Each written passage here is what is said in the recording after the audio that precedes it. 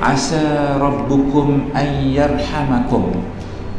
Moga-moga, mudah-mudahan dengan sebab nanti kamu dah berubah, kamu dah bertaubat, kembali kepada kitab Taurat, daripada syariat Allah, ataupun ikut kitab yang datang kemudian ini, moga-moga kamu akan dilimpahi rahmat oleh Allah.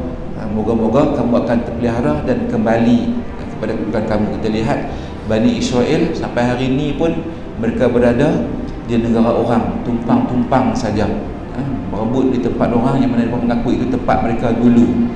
Kita baca dalam sejarah ni dia cerita dulu. Kemudian mereka mengatakan bahawasanya bumi itu bumi mereka dan mereka nak balik, nak bangun semula, Dia disebut asa rabbukum ayyarhamakum wa in udtum udna. Sekiranya kamu ulang balik perangai lama, bunuh Nabi, engkar kepada arahan, buat kezaliman, maka kami akan kembali balik ulang bala yang Allah Ta'ala akan timpa kepada kamu. Wa in udtum udna, jika kamu kembali melakukan kejahatan, nescaya kami kembali mengazabmu.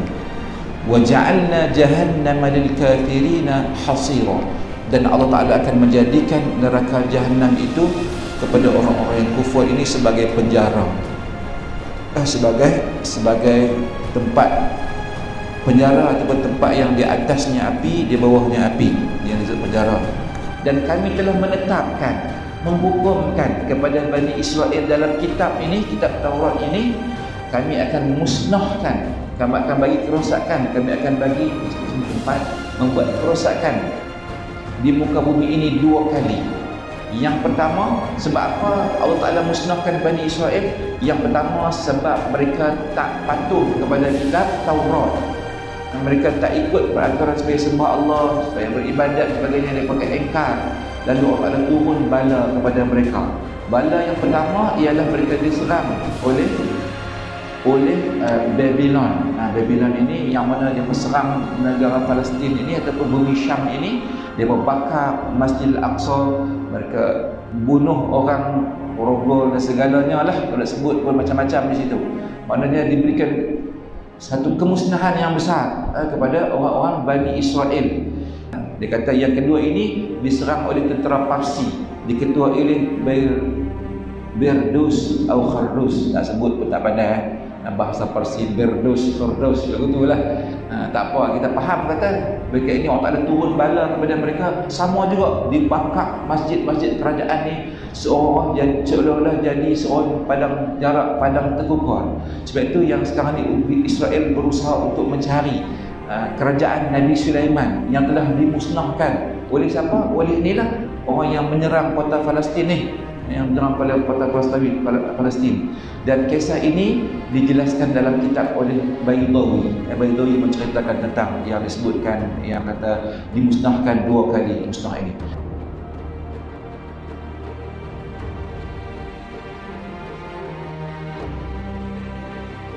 Inna hadzal Qur'ana yahdi lillati hiya aqwam. Oleh sebab itu Allah Ta'ala kata inilah dia Al-Quran.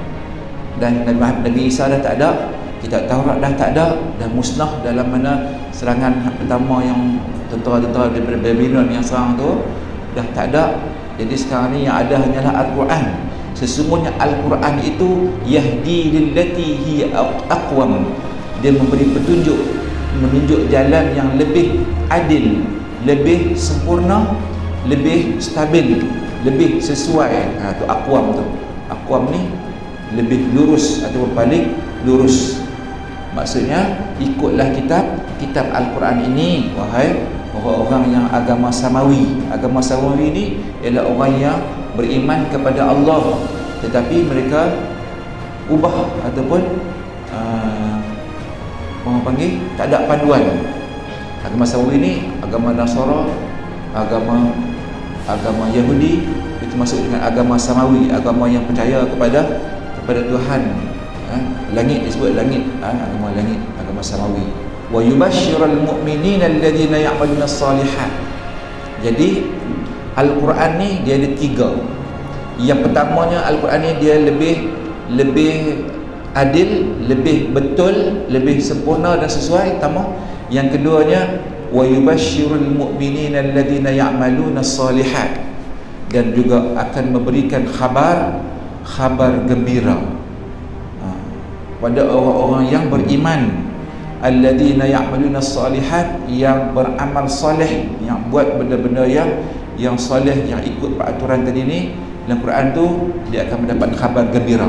Kalau ikut Al-Quran dia akan dapat, dia lebih betul. Yang keduanya dia akan dapat khabar gembira. Siapa yang buat amal soleh ikut Al-Quran, anna lahum ajran kabira, dan mereka mendapat ganjaran-ganjaran yang besar, sama ada di dunia maupun di akhirat. Itu ajran kabira.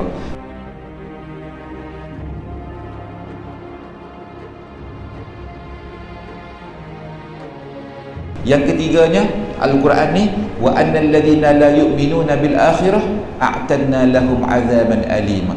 Manakala orang-orang yang tidak ikut kepada Al-Quran ni, yang dalam tu cerita tentang akidah, tentang akhirat dan sebagainya, maka mereka akan mendapat azab. A'tadna lahum, akan disediakan bagi mereka itu azab yang pedih.